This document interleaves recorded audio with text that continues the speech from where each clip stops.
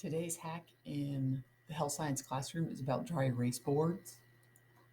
In my classroom, I do not have dry erase boards. I still have one large chalkboard and my smart board. So I did an activity where students were standing up and I had to make dry erase boards. So I laminated large sheets of paper, but it was very difficult doing that. And I tried it with alcohol and I tried it with hand sanitizer. Didn't work. The best thing I found to clean the boards was a half of a magic eraser and then a little elbow grease. Make sure your magic eraser is really wet.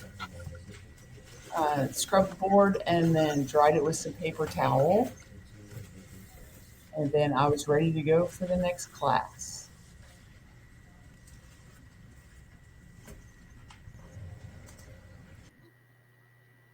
Thank you for watching.